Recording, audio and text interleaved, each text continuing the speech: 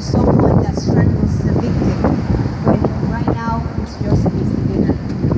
Over 33,000 Americans are being killed every year in gun violence, homicides, suicides, accidental shootings. That works out to 92 Americans a day. Each month in America, 46 women are shot and killed by their intimate partners. What can we do to address this at a much larger toll in gun violence, which leaves nearly 100,000 Americans killed or wounded every year? The problem here, for the most part, is not faulty guns or insufficient training.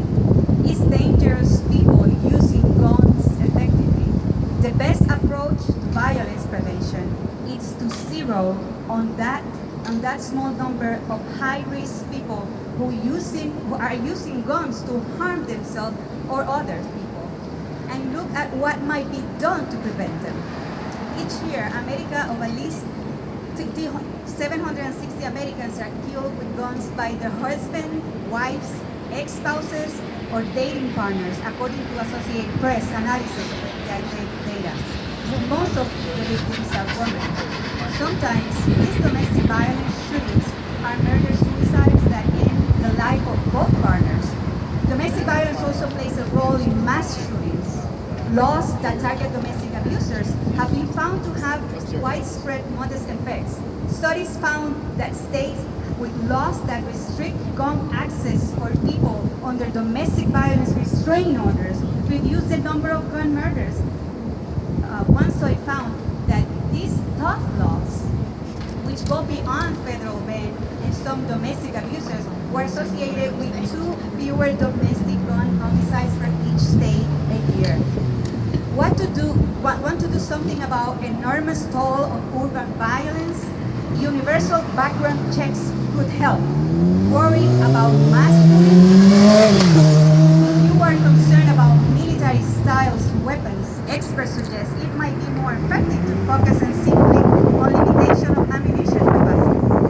Law enforcement, mental health professionals, and schools can help connect the dots about risky behavior and get help for young men crisis.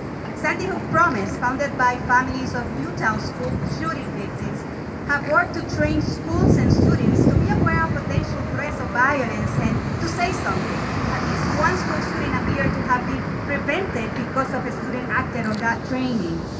A ban on large capacity ammunition magazines might also make some difference to lethality of mass shootings. The best rough estimate for a long-term impact of the ban might be a 1% reduction of shootings, or 650 fewer people shot per day. From a public health perspective, even a marginal reduction would be worth it, since the medical and social cost of a single gunshot injury is substantial. Let's talk about the gaps in the legislation.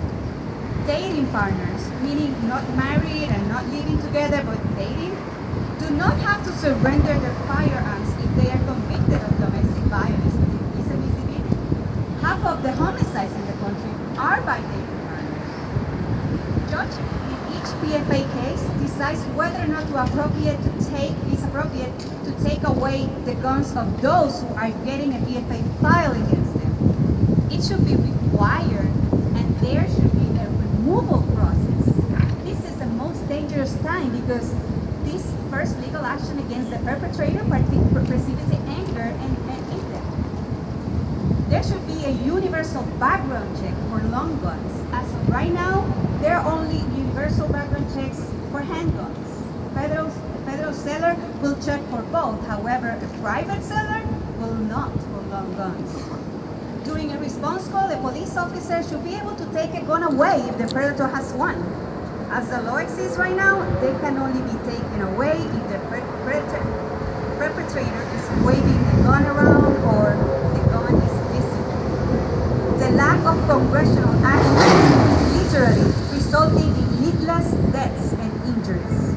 We need to close the background check loophole nationwide that allows for private sales firearms without background check.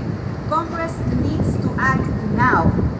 There must be efforts to expand the federal background check system to cover commercial sales beyond those that occur at the federally licensed dealer, including gun shows, online interstate sales, and other commercial transactions, expansions of protections for victims of domestic abuse, and strengthens efforts to fight trafficking. We have to do this, and now. Thank you.